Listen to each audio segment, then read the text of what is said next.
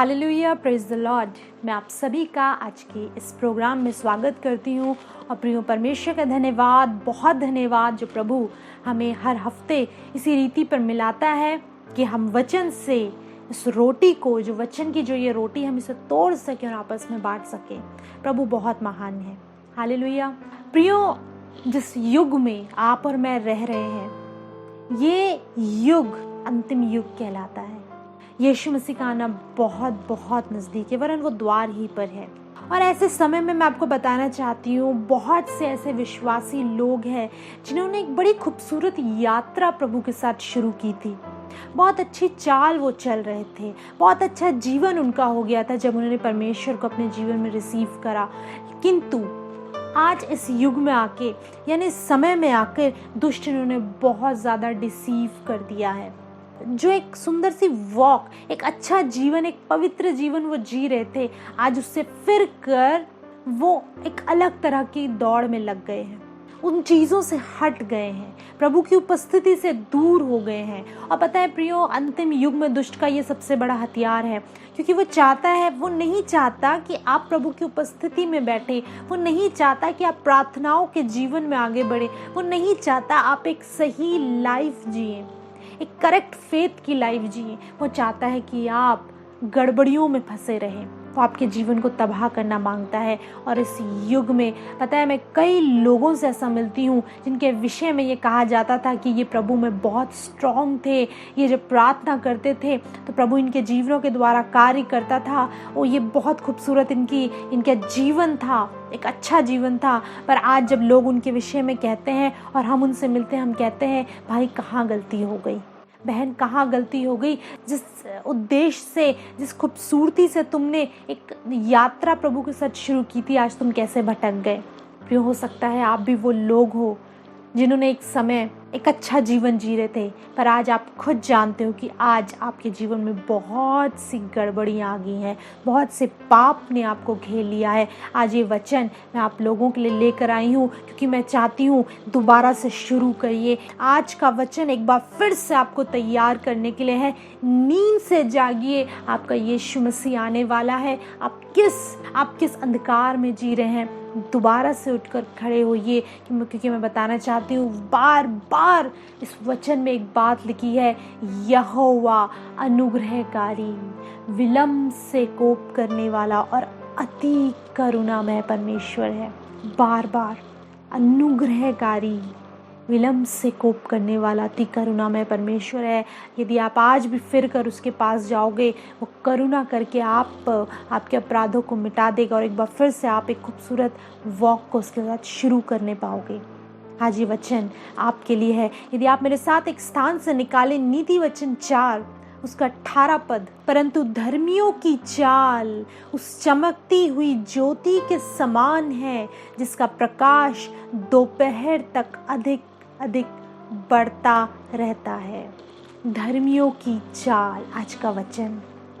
जब परमेश्वर ने आपके अपराधों को मिटा दिया, यानी कि हम और आप जब गुनाहों में थे, हम पाप में थे, और आप और मैं जानते हैं हम किस तरह की दलदल की कीच में फंसे हुए थे, किस तरह का जीवन हमारा था, कितने अपराधों में हम थे, और परमेश्वर ने उस अपराधों से आपको निकाल कर बाहर किया।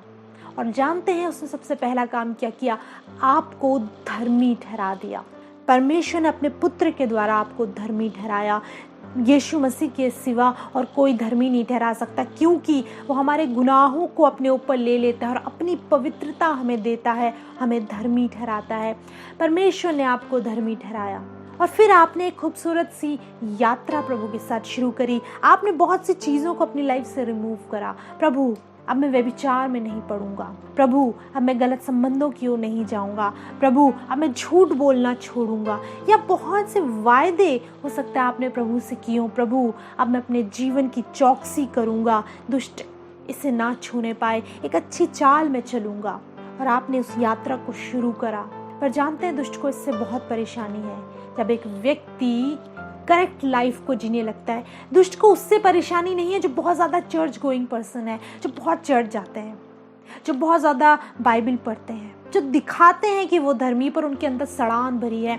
आप जानते हो यीशु मसीह ने एक स्थान पर कहा कि तुम उस चूना फिरी हुई भीत के समान हो, उस कब्र के समान हो जो बाहर से तो बड़ी चमकाई जाती, बहुत खूबसूरत लगती कब्र। कई लोग बहुत बहुत खूबसूरती से कब्र को निखारते हैं, संवारते हैं, पर जानते हो उस कब्र के अंदर क्या है? सड़ान है। वो हड्डियां गल चुकी हैं, मांस गल चुका है, कीड़े लग चुके हैं, अंदर सड़ान भरी है। बाहर से कितना भी चमका दीजिए, अंदर सड़ान भरी है। बहुत से जीवन ऐसे हैं जो दिखाते हैं हम बड़े धर्मी हैं, 4 लोग उनके बारे में बड़ी अच्छी बातें करते हैं। हो सकता है आपने अपने आप को ऐसा रिप्रेजेंट करा हुआ है कि दुनिया आपको देखकर आपकी बुराई नहीं करती, बहुत तारीफ करती है, पर जब आप अकेले में होते हो वो बताता है वास्तव में आप क्या हो, आपके भीतर क्या है आप जानते हो।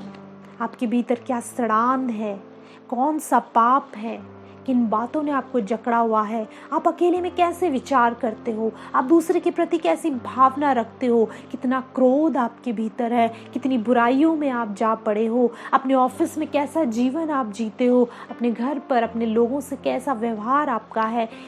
ये बताता है वास्तव में आप कौन हो।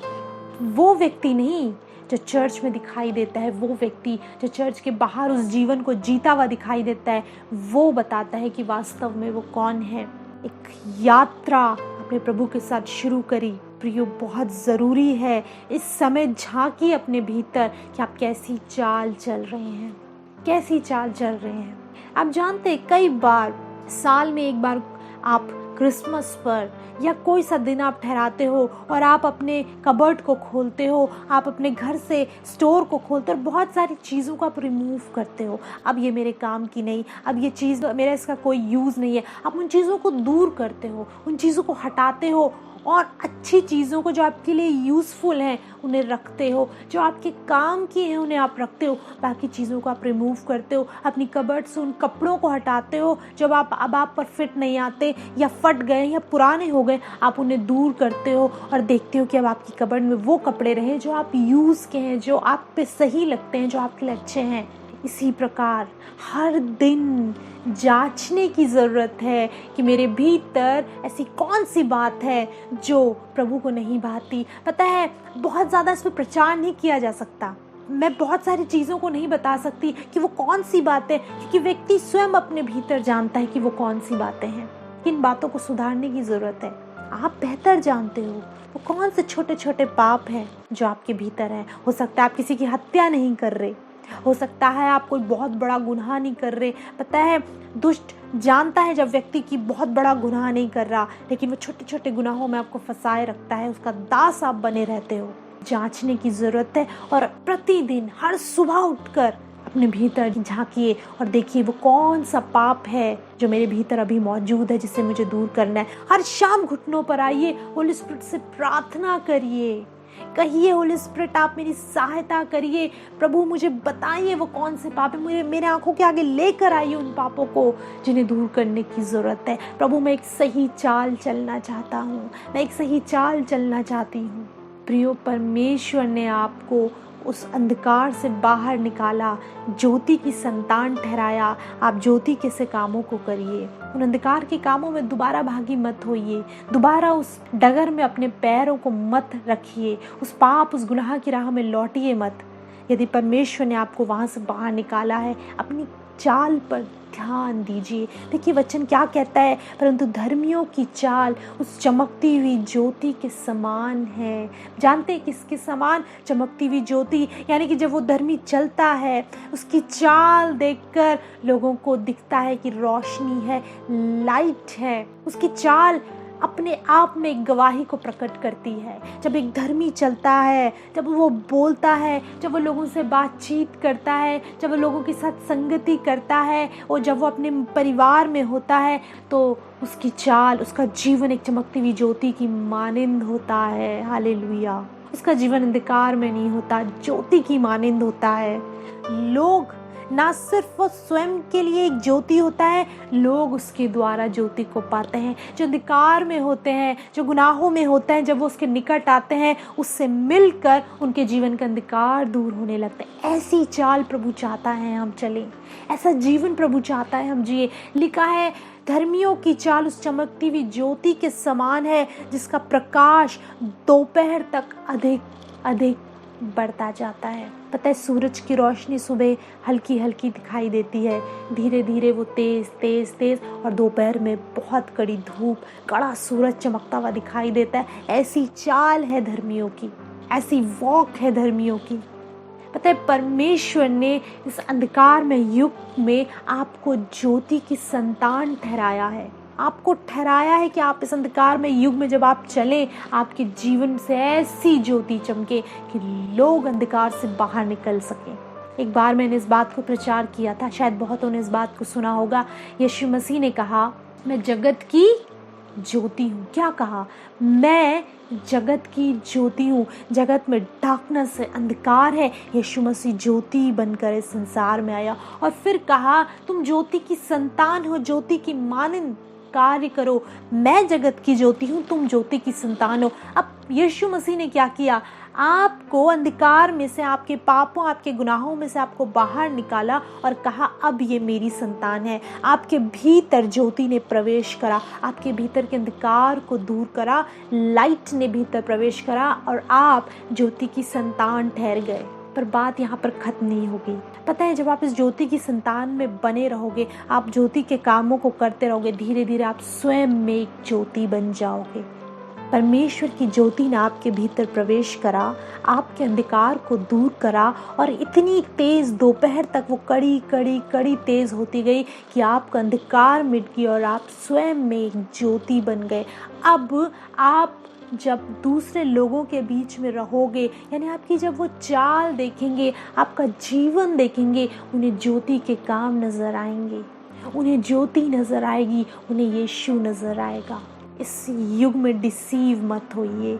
आज मैं इस वचन को स्पेशली उन लोगों के लेकर आई हूँ, प्रियो, जिन्होंने एक यात्रा प्रभु के साथ शुरू की थी, अपने लाइफ को उसके हाथों में सौंपा था, पापों और गुनाहों से तौबा की थी, पश्चाताप किया था और शुरुआत भी की थी, परंतु आज वो कहीं और निकल गए। इसलिए प्रभु का दास एक स्थान पर कहता है कि तुम आत्मा की रीति पर शुरू करके शरीर की रीति पर खत्म करोगे। यानी तुमने शुरुआत आत्मा की रीति पर करी, पर एंड में आते आते तुम वापस शरीर में आ गए। शुरुआत आत्मा से, एंड शरीर में, ये सही नहीं है। यानी आत्मा के कामों में आपने अपने जीवन की शुरुआत करी, बाद में फिर अभिलाषाओं में फंस गए, फिर देह की अभिलाषाओं को पूरा करने में लग गए, फिर पापों और गुनाहों में लग गए। प्रियो, पता है व्यक्ति पाप में कब फंसता है? जब वो देह पर ज़्यादा ध्यान देता है, जब वो देह की अभिलाषाओं को पूरा करने के लिए अपनी जी जान लगा देता है, वो पाप करने लगता है।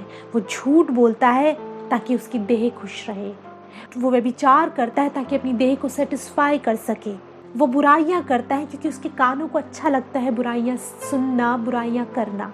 वो क्रोध करता है क्योंकि क्रोध करके अपनी देह को सेटिस्फाई करता है, अपने ईगो को सेटिस्फाई करता है। क्रोध करके दूसरे को तो दबा देता है, अपने ईगो को सेटिस्फाई करता है। कैसे? अपनी देह की अभिलाषा को पूरा करता है। हर वो काम करता है व्यक्ति जिससे उसकी देह की अभिलाषा पूरी हो सके, और ऐसा करते करते वो पाप करने लगता है। उसे स्वयं भी नहीं पता होता कि वो पाप का दास बन बैठा है, और वो ज्योति जो उसके भीतर प्रवेश कर चुकी थी, उसने उसे अंधकार कर दिया। उस ज्योति की उसने वैल्यू नहीं करी, वो वापस अंधकार में आ गया।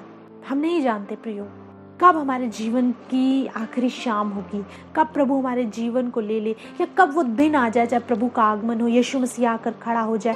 क्या आप रेडी हो?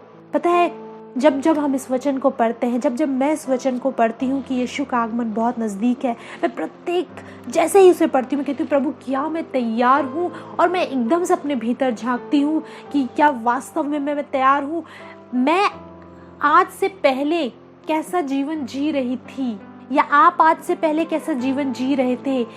परमेश्वर ये नहीं देखते कि आपने 10 साल पहले कितने बड़े बड़े काम करे, आपने 20 साल पहले कितने लोगों को प्रचार किया, आप कैसी वॉक आपकी थी। प्रभु देखता है आप आज कैसे हो, आपका आज कैसा है। वो आज के विषय में बात करता है।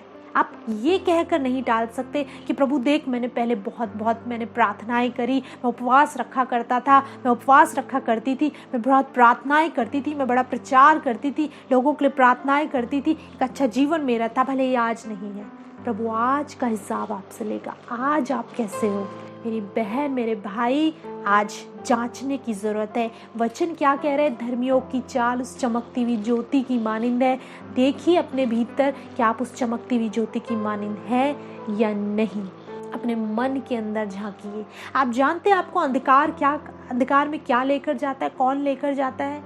आप बार बार सिन कर बैठते हो, गुनाह कर बैठते हो, पाप कर बैठते हो। किसके कारण? अपने मन के कारण। अपने मन, जैसे मैंने कहा, शरीर की अभिलाषाओं को पूरा करते हो। क्यों? क्योंकि आप अपने मन को नोक नहीं कहना जानते। एक स्थान पर अगर आप मेरे साथ और पढ़े तो लिखा है, नीति वचन 4 उसका 23वां पद, यदि आप मेरे साथ पढ़ें तो इस प्रकार लिखा है, सबसे अधिक अपने मन की रक्षा कर, क्योंकि जीवन का मूल स्रोत वही है। सबसे अधिक अपने मन की रक्षा कर। जानते किसकी रक्षा करनी है? अपने मन की। बहुत चौकस हो जाइए अपने मन को लेकर। ये मन ही आपको विनाश की ओर लेके जाता है। मन की अभिलाषाएं पूरे करते करते आप विनाश की ओर चले जाते हो, पाप करने लगते हो। ये मन ही है, आपके मन में ही तो आता है सबसे पहले कि आप गुनाह करें। और जब मन में आता है कि अरे देह की अभिलाषा को पूरा कर ले, मन में आता है बहुत ज़्यादा टीवी देख ले, मन में आता है कि वो स्त्री या वो पुरुष मुझे पसंद है, उसके साथ गलत संबंध में पड़ जा, मन में आता है अपने मोबाइल में गलत चीज़ों को देख ले, मन में आता है कि बुराइयों में जा पड़। आपका मन करता है कि आप बुराइयों में जा पड़े, किसी स्त्री की बुराई करें, अपने घर के लोगों की बुराई करें, और उस बुराई को करते करते आपका मन बड़ा आनंदित हो रहा होता है, मन बड़ा प्रसन्न हो रहा होता है, क्योंकि मन को इन्हीं सब चीज़ों में आनंद आता है। सबसे अधिक अपने मन की रक्षा कर। जीवन का मूल स्रोत यही है, लाइफ का मूल स्रोत यही, इसकी रक्षा कर। इसकी रक्षा करनी, इस मन की। इसको नो कहना सीखिए। आप जानते हैं पिछले दिनों में प्रभु का आत्मा ने मुझसे एक बात करी कि जब मन में कोई बुरा थॉट आए, जब मन में कोई गलत विचार आए, तो मैं उससे बात करूं, उस विचार से। ऐसा मेरे कुछ समय पहले मुझे प्रभु का आत्मा ने बताया कि उससे बात करो, उस वचन से, यीशु मसीह के नाम से, उस वचन से, मैं उस थॉट से हम बात करें।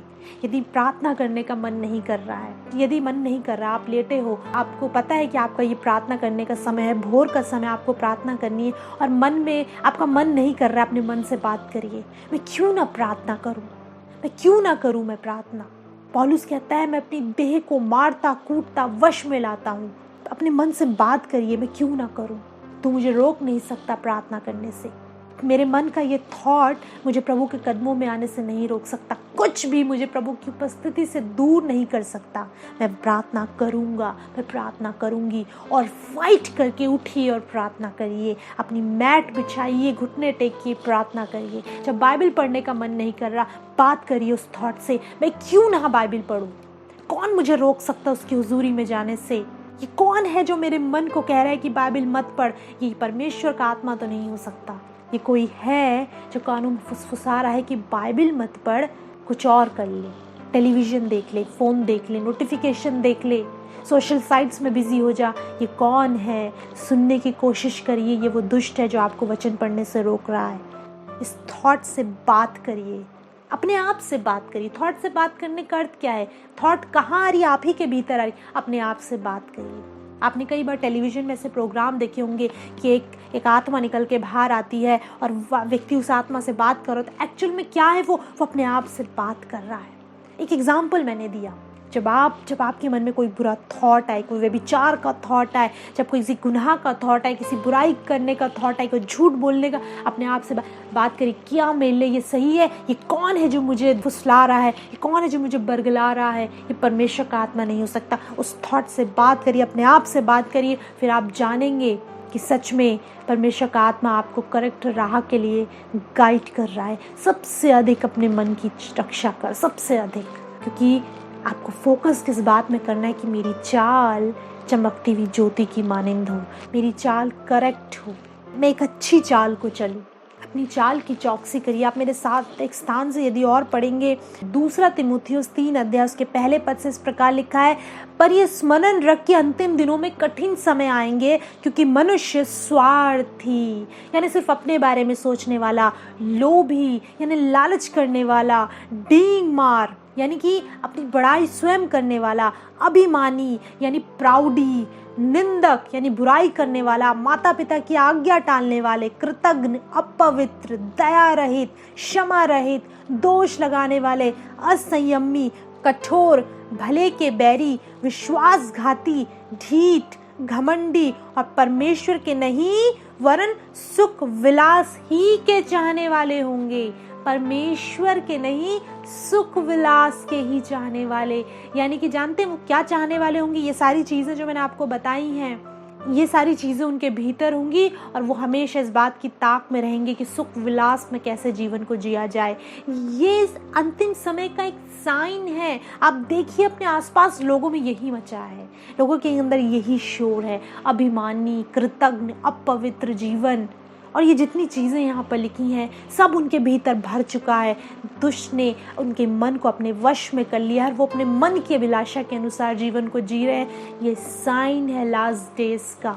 अब जानते हैं इस प्रोग्राम का नाम क्या है? अंतिम दिनों का अभिषेक। अंतिम दिनों की बातें की जा रही है, अंतिम दिनों के लिए आपको रेडी किया जा रहा है, अंतिम दिनों के लिए आपको तैयार किया जा रहा है, आपको कैसा जीवन जीना है। हर बार जब हम एपिसोड लेकर आते हैं हमारा ये प्रयत्न होता है कि आपको रेडी कर सके, काट छांट हो सके वचन से आपके भीतर, आप अपने आप को तैयार कर सके उसके आगमन के लिए, अपने आप को सजा सके, संवार सके अपने यीशु के लिए।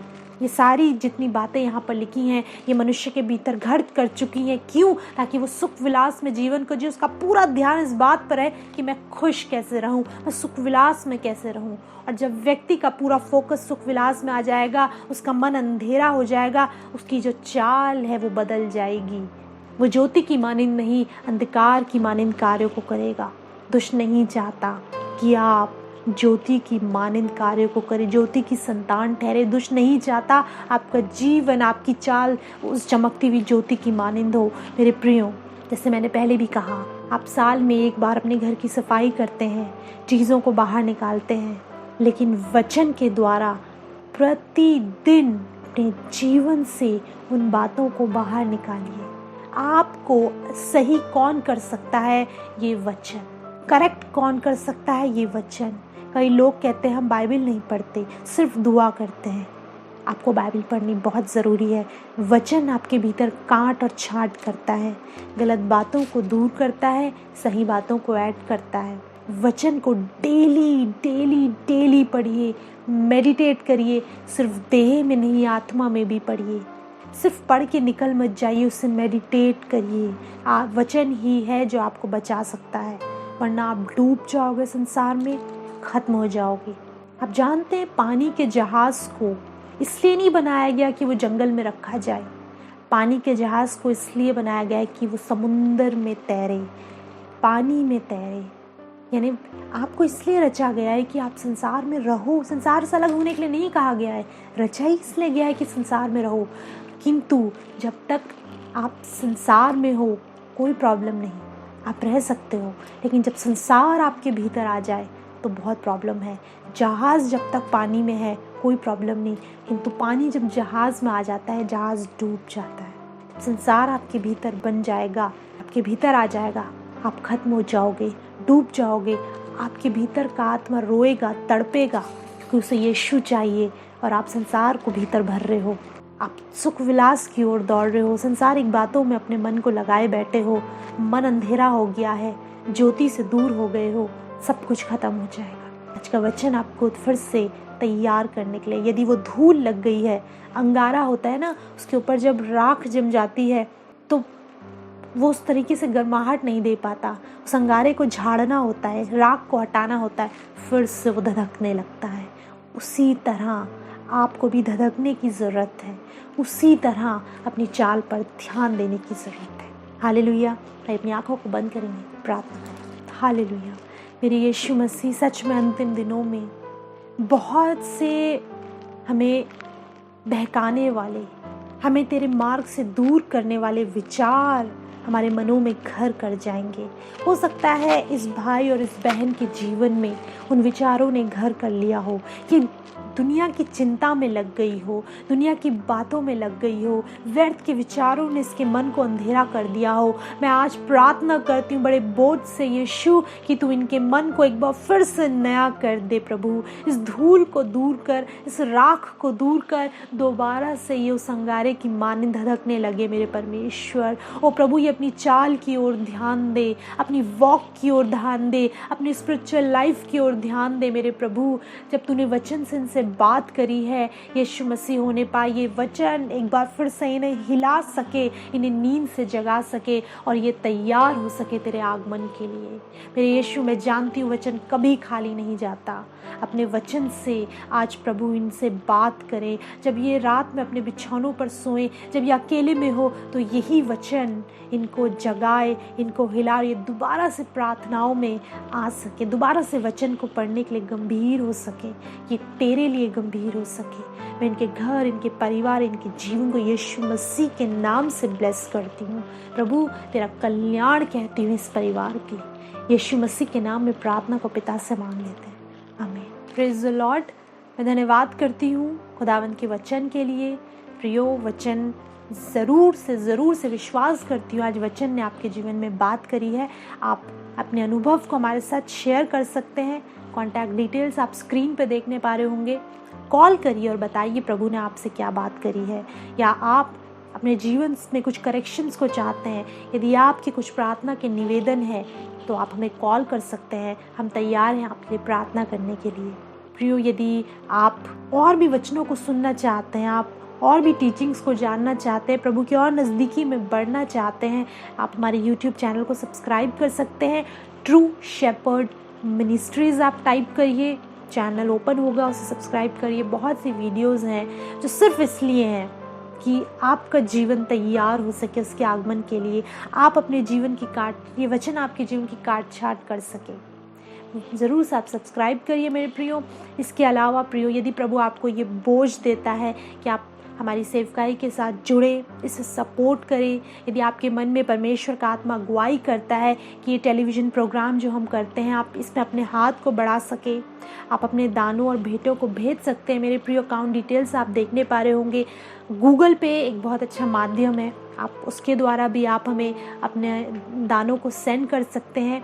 और प्रियो, जो भी आप बोते हैं प्रभु के राज्य में, है ना, आप किसी पर्टिकुलर आप मिनिस्ट्री के माध्यम से बो रहे हैं, आप किसी सेवक को दे रहे हैं, सेविका को दे रहे हैं, पर आप वास्तव में आप किसके लिए दे रहे हैं? आप परमेश्वर के राज्य के लिए दे रहे हैं, आप प्रभु को दे रहे हैं। और वचन कहता है प्रभु किसी का कर्जदार नहीं, वचन कहता है वो हर्ष से देने वाले से प्रसन्न होता है। तो जो कुछ भी आपके मन में प्रभु ने डाला है, ज़रूर से अपनी भेंटों को, अपने बीज को आप बो सकते हैं। और हम प्रार्थना करेंगे हर एक उस व्यक्ति के लिए जो अपने प्रभु के कार्य के लिए अपने हाथ को बढ़ाता है। प्रभु आप सबको बहुत आशीष दे, आपके परिवारों को आशीष दे। अगले सप्ताह दोबारा आपसे मुलाकात करेंगे। तब तक प्रभु यीशु मसीह में आप सभी को हमारा सलाम।